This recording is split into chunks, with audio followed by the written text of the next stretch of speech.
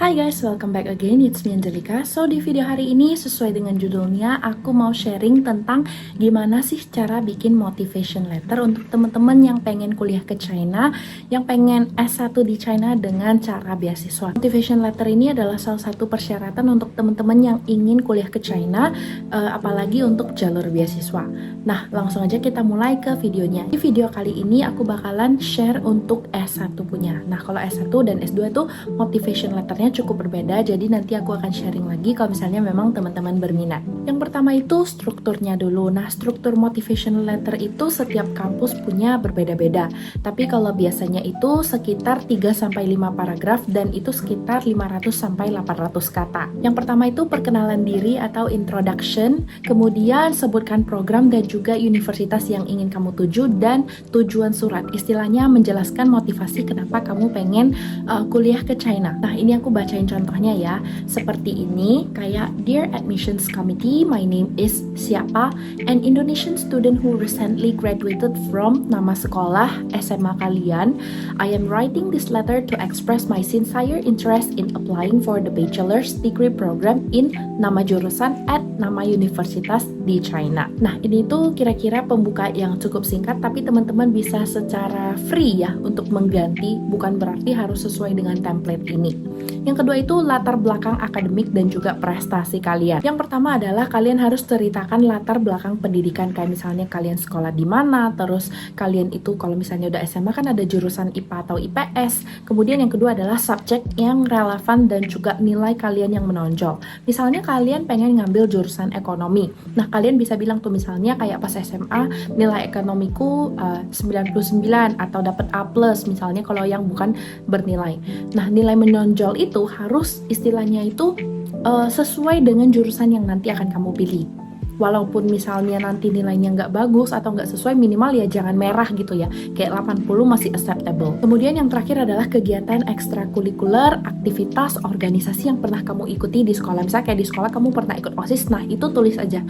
Sebelumnya kalian harus menjelaskan terlebih dahulu apa itu, kayak misalnya OSIS di sekolahku tuh kayak gimana secara singkat aja. Ini tuh contohnya. During high school, I focus on science and mathematics with a deep interest in. Contohnya misalnya data analysis atau business system, and I graduated with a GPA of. Kalau misalnya kalian belum ada GPA atau memang raportnya nggak ada, kalian bisa bilang kayak I get how much score, misalnya I get 90 on my economics atau apa gitu, and participated in. Misalnya kalau kalian pernah olimpiade, silahkan dicantumin aja. Dan kalian juga bisa bilang kalian join kayak student committee di sekolah. Nah, kalau di posisi aku dulu, aku tuh pernah ikut olimpiade geografi se-Sumatera Utara. Tapi jurusan yang aku apply itu jurusan ekonomi. Nah, jurusan ekonomi yang aku apply ini adalah International Trade and Economy. Nggak terlalu bagus nilai ekonomiku. Kayak misalnya dibandingin sama geografi tuh kayak jauh guys. Misalnya geografi itu kayak 99, ekonomi itu kayak 90. Tapi yang 90 ini masih acceptable gitu, jadi masih oke. Berikutnya adalah motivasi kuliah ke China. Nah, ini itu yang paling penting. Kenapa kalian pengen studi di China? Apa motivasi kalian? Dan kenapa kalian pilih jurusan tersebut? Serta keterkaitan pilihan jurusan kalian dengan masa depan kalian atau future goals kalian. Sini aku bacain contohnya. I am particularly drawn to China because of its rapid development in science and tech, especially in the field of bidang yang kamu minati. The blah blah blah atau nama universitasnya is globally known for its innovation and academic excellence. And I believe studying here will broaden my worldview and prepare me for a global career. Jadi kalian harus jelas memilih jurusan ini itu untuk membantu istilahnya buka jalur ke masa depan kalian. Berikutnya adalah tujuan karir dan rencana masa depan. Yang pertama adalah apa rencana kamu setelah lulus. Misalnya kamu setelah lulus mau balik ke Indonesia, mau buka toko, atau misalnya kalian mau balik ke Indonesia, mau lanjut S2, itu boleh banget kalian tulis sesuai dengan planning kalian. Kemudian yang kedua adalah apa kontribusi yang bisa kamu berikan setelah kamu pulang ke negaramu. Dan tanda kutip atau disclaimer, ini tuh harus sesuai dengan beasiswa yang kalian apply supaya peluang keterimanya itu lebih oke. Dan contohnya adalah my long-term goal is to become a data analyst who can support smart city development in Indonesia. Studying in China will allow me to understand both technically and practical aspects of data engineering in urban planning. I hope to bring this knowledge back to help improve system in my home country. Nah, di situ kalian menjelaskan bahwa kalian pengen jadi apa dan kontribusinya untuk apa, serta nanti kalau misalnya kalian udah lolos, kalian pengen bikin kontribusi apa buat negara kalian. Jadi strukturnya itu jelas. Dan setelah ada opening, ada isi, tentunya pasti ditutupi dengan closing. Nah, kalau closing ini lebih ke ucapan terima kasih, harapan diterima, dan juga siap mematuhi aturan dan semangat belajar kalian tuh harus kalian tunjukin di sana. Contohnya adalah, thanks for considering my application. Sorry, ini kita harus pakai thank you karena harus baku dan formal. So, thank you for considering my application. I truly hope for the opportunity to grow academically and personally at nama universitas kalian. And I am committed to contributing positively to the international student community. Terus, sincerely, nama kalian. Ini tuh kayak istilahnya contoh guys, kalian boleh ikutin dan kalian juga boleh review menurut kalian. Kalau kurang bagus kalian boleh tambah-tambahin, tentunya pastinya harus terstruktur, memberitahu bahwa penerima beasiswa seberapa kalian ingin beasiswa ini. Oke, kira-kira gitulah struktur isi dari motivation letter untuk S1. Cukup simple sebenarnya menurut aku karena masih 500 sampai 800 kata. Dan sini aku kasih tips ampuh agar motivation letter kalian atau surat motivasi kamu dilirik oleh pemberi beasiswa. Yang pertama adalah buatlah hook yang kuat. Kalian bisa mulai dengan kalimat pembuka yang personal dan juga menarik. Kira-kira contohnya kayak gimana sih? Kayak misalnya, pas kecil aku tuh terbiasa belajar dengan cahaya lilin karena listrik sering padam.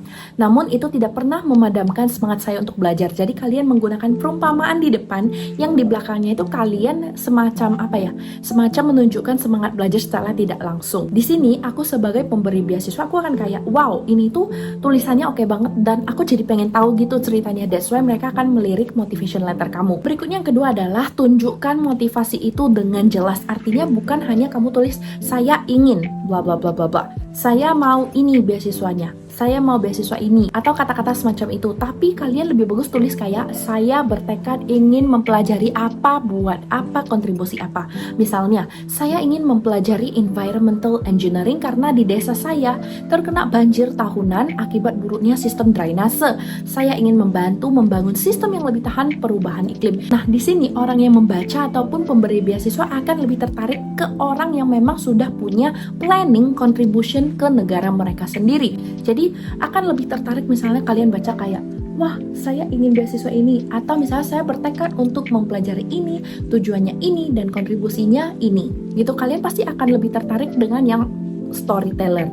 Yang ketiga adalah hubungkan dengan misi beasiswa. Misalnya kalau kalian CSC itu kenapa sih ada beasiswa ini? Sebenarnya China itu pengen memperluas bahasanya supaya dia itu kayak istilahnya kalau yang boleh aku bandingin tuh kayak English itu kan kayak bahasa yang dipakai di seluruh dunia gitu ya.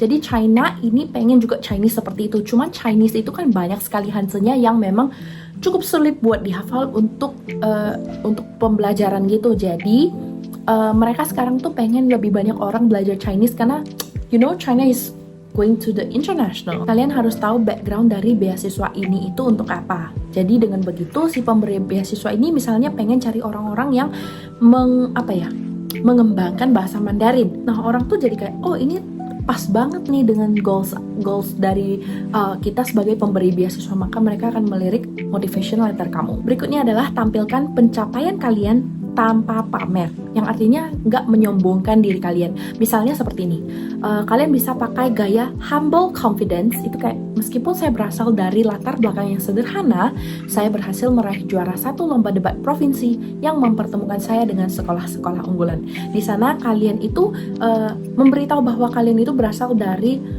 probably keluarga yang biasa aja, tapi kalian tuh bisa menang di kompetisi yang kayak bergengsi. Yang kelima adalah tunjukkan rencana masa depan yang konkret.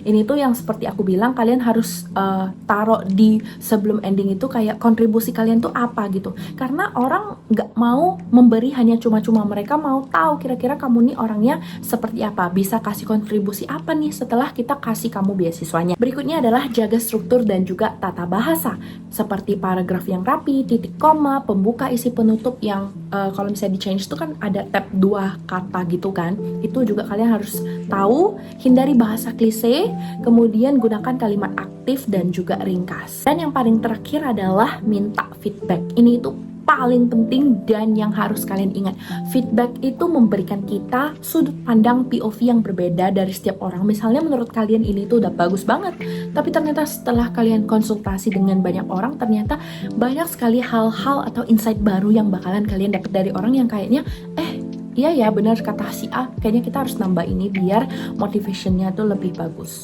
Dan ini 2 tips yang aku ingat waktu aku menulis motivation letter. Itu yang pertama adalah, ingat kita cuman manusia, yang dinilai itu adalah value-nya, bukan skor atau nilai yang kita bisa lihat di raport kayak gitu. Dan yang kedua adalah gunakan kisah nyata singkat yang menunjukkan karakter kamu seperti kegigihan, rasa ingin tahu, dan juga kepedulian sosial.